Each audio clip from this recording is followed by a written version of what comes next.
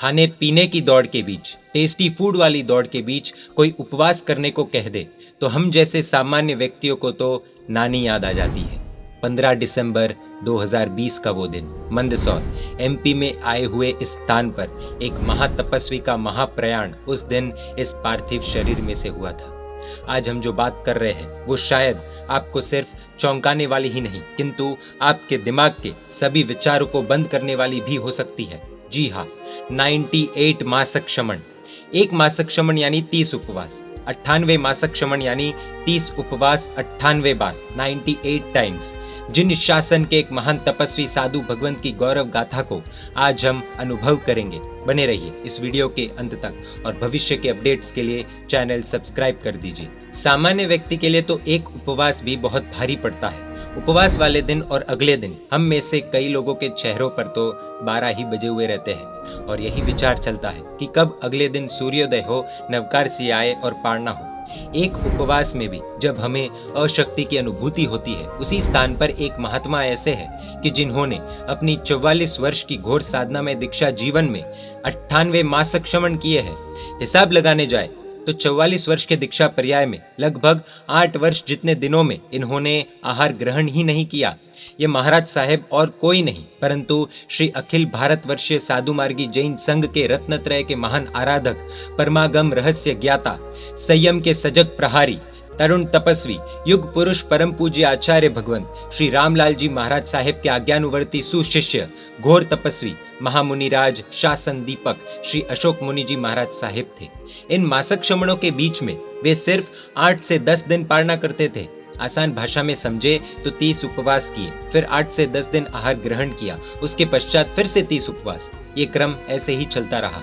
जब साइंटिस्ट्स ने, चिकित्सकों ने वैज्ञानिक तौर पर उन पर रिसर्च किया था, उनकी जांच की थी, तब उनका सामर्थ्य देखकर वे भी स्तब्ध रह गए थे, चौंक गए थे। इतना ही नहीं, 28वां उपवास हो या 30वां उपवास हो या पहला उपवास हो, वे 30 से 40 किलोमीटर विहार करने की क्षमता रखते थे।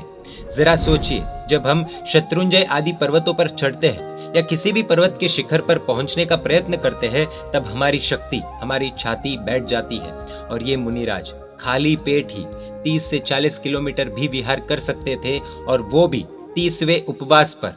हमारा दिमाग ऐसी घटनाओं को सुनकर शायद ये विचार भी करने लगे कि क्या ऐसा सच में हो सकता है। जी हाँ, आपको पूछना होगा मंदसौर में बसने वाले लोगों को और आपको जवाब मिलेगा कि हाँ, ये चीज होती थी, ये बात सत्य है। अशोक मुनि जी के जीवन में ये बात सत्य थी। 98 मासक क्षमण। हमें अगर कोई कहे कि केवल एक दिन के लिए निराहार रहो यानी बिना आहार रहो, अर्थात मात्र जल ग्रहण करो और जल ग्रहण भी सिर्फ सूर्यास्त तक और फिर से जल ग्रहण करना हो तो अगले दिन सूर्योदय के बाद, वो भी गर्मी के दिनों में, तो हम में से कई लोग शायद मना कर देंगे, शायद कुछ लोग मान भी जाएंगे। यदि कोई कहे कि ये प्रक्रिया 1-2 दिन नहीं, लगातार 30 दिनों तक अनवरत निराहार रहना है, तो हमारी रूह भी कांप जाएगी। लेकिन यह अशोक मुनि जी इसी शक्ति के कारण, निराहार रहने की शक्ति के कारण सभी लोगों की श्रद्धा के केंद्र थे। इनकी अद्भुत तपस्या लोगों को आकर्षित करती थी।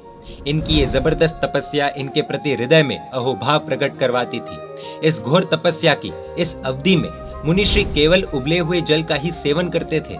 कई बार तो मुनिश्री कई दिनों तक जल का भी त्याग कर देते थे।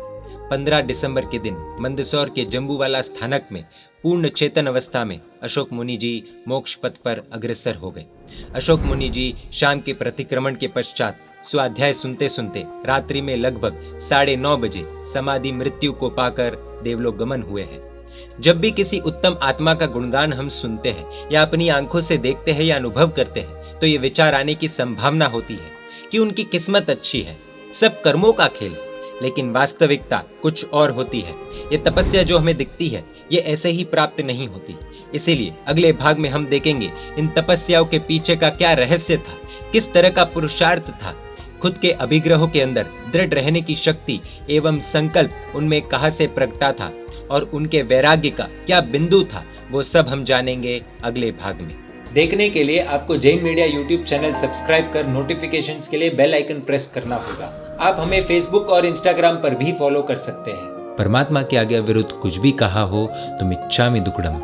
जय जिन शासन, जय महावीर।